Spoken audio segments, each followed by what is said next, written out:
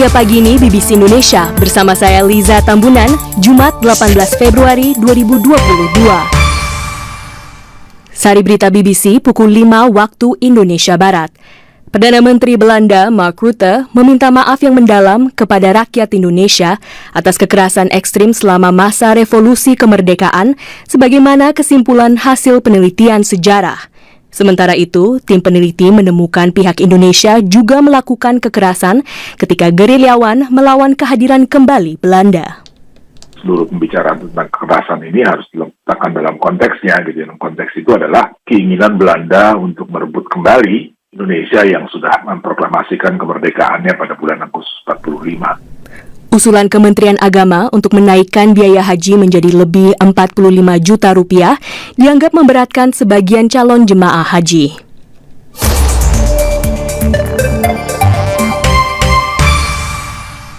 Inilah berita selengkapnya. Perdana Menteri Belanda Mark Rutte menyampaikan permintaan maaf mendalam kepada rakyat Indonesia atas kekerasan ekstrim selama revolusi kemerdekaan. Permintaan maaf itu disampaikan ketika menanggapi hasil penelitian sejarah berjudul Kemerdekaan, Dekolonisasi, Kekerasan dan Perang di Indonesia 1945-1950. Dalam kunjungan ke Jakarta pada tahun 2020 lalu, Raja Willem Alexander menyampaikan permintaan maaf atas kekerasan berlebihan yang disebutnya sebagai ekses. Namun, permintaan maaf Perdana Menteri Belanda Mark Rutte ini lebih mendalam. Dit onderzoek is aanleiding. Penelitian ini mendorong saya untuk mengulangi permintaan maaf tersebut di sini dan sekarang mengenai kekerasan ekstrim Belanda yang sistematis dan luas pada tahun-tahun itu. Dan secara terus-menerus hal itu diabaikan oleh kabinet-kabinet sebelumnya. Hari ini, atas nama pemerintah Belanda, saya menyampaikan permintaan maaf yang mendalam kepada rakyat Indonesia. Dalam kesimpulannya, penelitian menemukan bahwa militer Belanda terlibat dalam penggunaan kekerasan ekstrem yang sistemik dan meluas, dan pemerintah Belanda pada saat itu melakukan pembiaran. Sementara itu, pada bagian lain kesimpulannya, tim peneliti juga menemukan pihak Indonesia juga melakukan kekerasan ketika gerilyawan melawan kedatangan kembali Belanda. Direktur Jenderal Kebudayaan di Kementerian Pendidikan dan Kebudayaan, Hilmar Farid, diminta oleh tim riset untuk menuliskan epilog dalam penelitian. Kepada BBC Indonesia, ia menjelaskan pentingnya hasil penelitian. Tentu dari perspektif Indonesia kita ingin mendudukkan persoalannya juga lebih tepat karena di dalam penelitian itu juga diangkat kekerasan yang dilakukan oleh pihak Indonesia. Ya, dalam hal ini kelompok-kelompok laskar ya, yang dalam narasi di Belanda itu disebut periode bersiap kira-kira Agustus 45 sampai awal 46. Kita mengakui ya bahwa kekerasan seperti itu terjadi, tapi juga pada saat bersamaan harus meletakkannya di dalam konteks historis yang tepat gitu. Dan itu saya garis bawahi ya, di dalam epilog itu bahwa seluruh pembicaraan tentang kekerasan ini harus diletakkan dalam konteksnya. Gitu. Dalam konteks itu adalah keinginan Belanda untuk merebut kembali Indonesia yang sudah memproklamasikan kemerdekaannya pada bulan Agustus 45.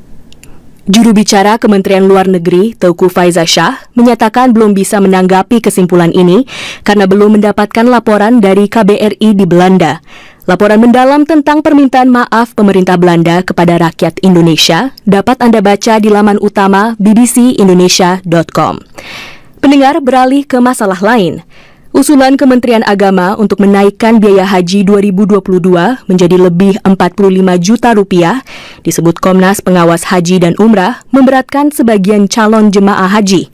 Kementerian Agama beralasan biaya protokol kesehatan termasuk karantina menjadi pemicu utama kenaikan biaya haji. Menurut Komisi Nasional Pengawas Haji dan Umroh, kenaikan 10 juta rupiah akan sangat membebani calon jemaah di tengah kesulitan ekonomi. Rekan Niki Auliawidadio merangkum laporannya. Sejumlah calon jemaah haji mengaku keberatan dengan usul pemerintah menaikkan biaya haji menjadi 45 juta rupiah untuk tahun ini. Meski kenaikan biaya itu, menurut Kementerian Agama disebabkan oleh situasi pandemi yang tak bisa dicegah. Pada 2019 lalu, biaya keberangkatan haji berkisar 35 juta rupiah. Tahun itu adalah kali terakhir Indonesia memberangkatkan jemaah haji ke Saudi sebelum pandemi melanda. Calon jemaah haji asal Sumatera Barat Ulfah Mahdayulita berharap pemerintah bisa mencarikan subsidi untuk selisih biaya itu. Sebenarnya kalau untuk ibadah sih bisa usahakan, tapi dalam segi pembayaran yang memberatkan jemaah lah rasanya itu. Lagi pula kami kan uang kami kan katanya pemerintah itu uang para jemaah aman. Nah uang para jemaah aman kan berarti uang kami ditabung. Dari tabungan itu kan ada biaya bagi hasil. Direktur Pelayanan Haji Luar Negeri Kementerian Agama Subhan Khalid mengatakan kenaikan biaya haji diusulkan karena ada peningkatan nilai tukar mata uang, pajak yang dikenakan oleh Arab Saudi, serta biaya visa. Namun komponen kenaikan terbesar ada pada biaya protokol kesehatan yang mencakup karantina selama total 10 hari di Arab Saudi dan Indonesia, serta tes PCR sebanyak 6 kali. Kita akan membuka seluas-luasnya usulan-usulan dari masyarakat. Kita sudah paham betul bahwa kondisi pandemi ini kan seluruhnya kita mengalami lah dari semua lapisan masyarakat. Nah, tetapi di sisi lain bahwa memang kebutuhan biaya ini seperti itu gitu. Oke, kalau gitu kita hilangkan tetap biaya prokes, tapi ternyata masing-masing negara masih menerapkan itu. Lalu siapa yang nanggung? Kalau tidak diungkapkan biayanya kan gitu.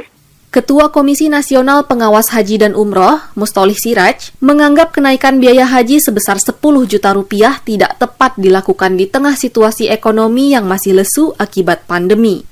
Namun di sisi lain, Mustolih mengatakan kenaikan biaya haji tidak dapat dihindari. Menurutnya, apabila pemerintah menerapkan tarif yang sama dengan sebelum pandemi, justru akan berisiko terhadap pengelolaan keuangan haji. Selama ini jemaah hanya membayar setengah dari biaya haji yang sebenarnya. Selebihnya disubsidi oleh hasil investasi dari setoran dana haji yang dikelola oleh Badan Pengelola Keuangan Haji. Subsidi terus-menerus itu membuat keuntungan investasi menjadi tidak maksimal di tengah biaya kebutuhan jemaah haji yang terus meningkat di luar kontrol pemerintah Indonesia. Kalau masih menggunakan harga lama tidak naik juga tidak bijak, itu akan menekan tata kelola keuangan haji. Sesungguhnya kenaikannya saya kira tidak harus drastis sampai dengan 45 juta, tetapi bertahap satu melihat kemampuan jamaah dan melihat kondisi sosial ekonomi hari ini. Tapi juga tidak terus-terusan membebani keuangan haji gitu ya. Misalnya kenaikannya ya rate-nya ya cukuplah 3-5 juta. Keputusan akhir terkait biaya haji 2022 akan ditetapkan oleh pemerintah dan DPR dalam kurun 2 bulan ke depan. Laporan Niki Aulia Widadio.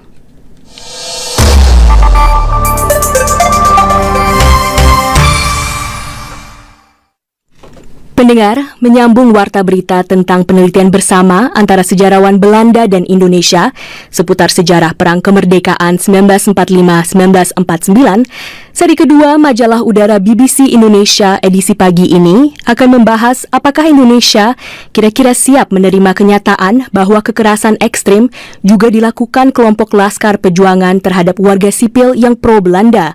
Historiografi Indonesia selama ini mengedepankan aksi kekerasan yang dilakukan pihak Belanda dalam upayanya merebut kembali Indonesia. Untuk selengkapnya, mari kita dengarkan laporan rekan Haider Afan yang menyoroti 2 kasus kekerasan di masa itu. Pesawat Dakota yang membawa pasukan khusus Belanda terbang di atas kota kecil Rengat di Sumatera Tengah 5 Januari 1949 di pagi hari. Lebih dari 175 tentara Belanda diterjunkan untuk merebut kembali kompleks kilang minyak, namun saksi mata dan laporan-laporan menyebutkan mereka juga membunuh warga sipil. Mereka ditembak, dijejer di tepi sungai, dibuang gitu. Itu kata ayah saya, sungai itu memang sungai bangkai manusia lah, seperti apa baunya begitu. Ayah saya menyebut itu di angka 1.500 sampai 2.000 mas. Paling tidak itu orang mati ditembak itu. Itu ada yang keluarga habis, ada yang enggak lagi punya keturunan. Panca Setio Prihatin adalah putra Wasmat Rats, anggota Laskar Pejuang Indonesia di Rengat sekaligus saksi mata. Setiap tahun warga kota itu memperingati peristiwa kekerasan itu dengan getir. Sebaliknya, di negeri Belanda, aksi kekerasan di Rengat dan daerah lainnya selama agresi militer seperti disembunyikan dalam rentang waktu yang lama. Tetapi, belakangan boro itu dibuka oleh sejumlah sejarawan Belanda dengan menyodorkan bukti-bukti, kata sejarawan dari Universitas Gadjah Mada, Sri Margana. dipicu dari sebuah dokumen foto-foto masa revolusi tentang kekerasan yang dilakukan oleh tentara Belanda terhadap Laskar Indonesia atau prajurit yang dicurigai sebagai kaum republik di Indonesia. Adanya kekerasan yang ekstrim atau terstruktur yang sistematis seperti itu. Lebih baik kita hancur daripada tidak merdeka. Semua yang kita tetap merdeka atau mati. Pidato Bung Tomo saat serangan militer Inggris di Surabaya 4 bulan setelah Soekarno-Hatta membacakan proklamasi menjadi ikon penting sejarah nasional Indonesia. Tetapi peristiwa-peristiwa kekerasan setelahnya terhadap masyarakat Belanda, Indo-Belanda, Tionghoa serta Maluku oleh orang-orang di pihak Republik Indonesia tidak banyak diungkap. Yopi Taihutu, warga Jakarta asal Maluku kelahiran 1947, tidak bisa melupakan peristiwa pembantaian satu keluarga Ambon di Kampung Matraman, Jakarta. Yang saya cuma ingat papa saya cerita itu aja. Keluarga mereka bunuh, kemudian mereka bunuh di sumur tuh. Papa saya lari dari situ, takut dibunuh kan. Papa saya kan zaman bersiap, macam itulah komando untuk menghanguskan orang-orang Ambon yang Rockdale. Sebagian orang Belanda menyebut kekerasan itu terjadi pada periode yang mereka sebut bersiap saat digelar apa yang oleh Belanda dinamai aksi polisionil antara 45 dan 49. Dua istilah ini tidak dikenal dan tidak dipakai dalam sejarah nasional Indonesia, menyebutnya sebagai perang kemerdekaan atau agresi militer Belanda. Bagi sejarawan Rusdi Hussein, berbagai kasus kekerasan dengan korban warga sipil yang dianggap pro-Belanda tidak dapat dilepaskan dari kehadiran kembali pasukan Belanda ke Indonesia. Ini adalah revolusi. Orang-orang tahanan itu banyak yang dilepaskan oleh karena berjanji untuk berjuang. Ini kan dalam rangka penyelamatan Indonesia jangan dijajah kembali oleh Belanda. Apapun yang melatari kekerasan yang dilakukan kelompok pejuang Indonesia selama masa revolusi, menurut peneliti arsip di Universitas Amsterdam, Rika Theo, semua pihak di Indonesia tidak bisa menutupi fakta tersebut. Kekerasan yang dilakukan oleh gerakan revolusi di dalam Indonesia sendiri. Kita itu tidak homogen gitu dalam menyikapi kedatangan kembali Belanda. Ada kekerasan di dalam Indonesia sendiri, itu yang sebenarnya miss di sini.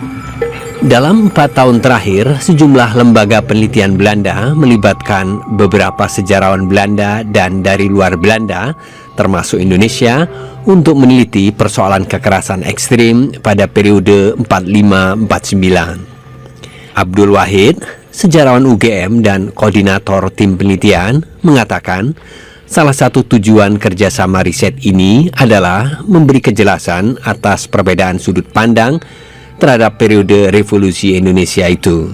Perbedaan itu pasti ada dan kita tahu, dan untuk itulah kita ingin tahu sejauh mana perbedaan itu bisa kita bicarakan secara jernih tanpa harus saling menyalahkan ataupun saling curiga atau apapun. Makanya ini kita buat dalam konteks akademik, kurang lebih seperti itu. Para akademisi mengharapkan penelitian bersama ini akan menjadi pertanda baik hubungan antara kedua negara di tengah kenyataan masih adanya cara pandang yang tidak sama tentang periode itu. Dan saya Haider Afan mengajak Anda untuk mengikuti seri terakhir pada Senin nanti tentang reaksi berbagai pihak seputar hasil penelitian agresi militer Belanda. Seri laporan ini juga dapat Anda baca di bbcindonesia.com.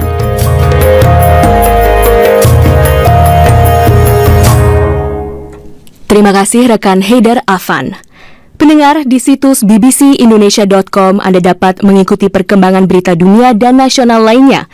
Jangan lupa ikuti juga akun media sosial kami di Facebook, Twitter, dan Instagram. Saksikan pula video-video kami di akun YouTube BBC Indonesia. Terima kasih telah mendengarkan Dunia Pagi ini BBC Indonesia bersama saya Liza Tambunan. Sampai jumpa.